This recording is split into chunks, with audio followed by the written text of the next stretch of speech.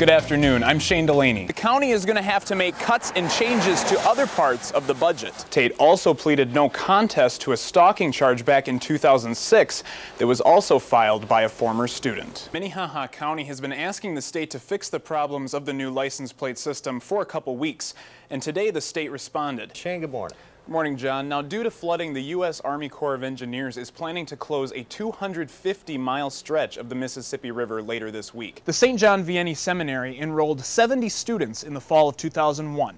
In the fall of 2007, that number more than doubled to 154. Dozens of people were on board a light rail when it collided with an ambulance in Bloomington overnight. Now, with all that fluctuation in the market, farmers don't know what a good price is anymore. Confused is the best way to describe the people in Clear Lake today. After the tornado hit, several scouts helped give first aid to their injured friends, and those skills come directly from the training they receive as a Boy Scout.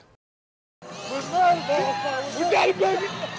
Smiles, tears, and even a little dancing took place at the Minnesota DFL victory party as Barack Obama was declared the president-elect.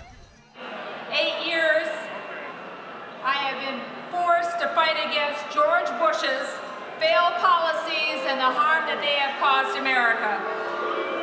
Well, that changes today. Obama picked up at least 349 electoral votes to McCain's 163. Giving him a large margin of victory. Because of what we did on this day, in this election, at this defining moment, change has come to America.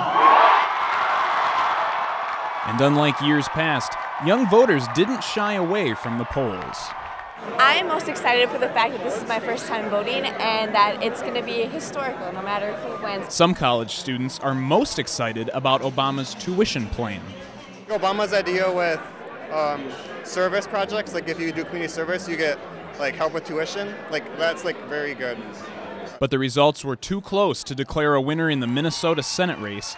Democratic candidate Al Franken asked the crowd for patience.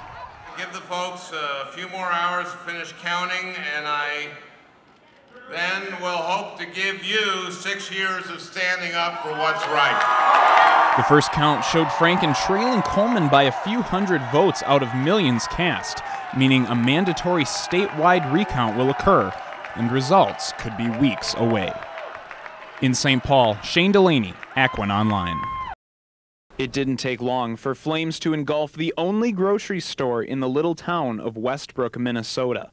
Flames broke out around 1 p.m., and in just a couple hours, the entire building was destroyed.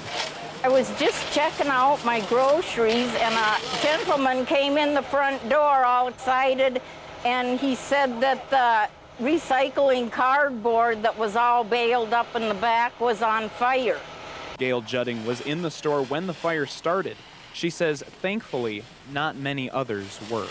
We stood out front never thinking that this would be the result.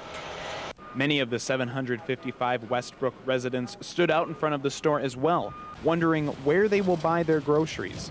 The next closest grocery store to Westbrook is 30 miles away, and that puts a strain on many. Now everyone will have to go out of town to buy groceries. Westbrook Chief of Police Alan Wall says that the official cause of the fire is still under investigation. I do believe it probably started in the back end, from all evidence as it is now. And with neighboring buildings so close, there may be a chance that other businesses in the area suffered some damage as well. As soon as we get the scene safe and get it all checked out, then we'll go through the buildings to make sure everything's all okay there. But for now, the residents of Westbrook will have to do without at least one local business. We took it for granted, and now it's gone, so everybody's going to get a rude awakening, I think. With more and more people going green these days, St. Thomas is following the trend.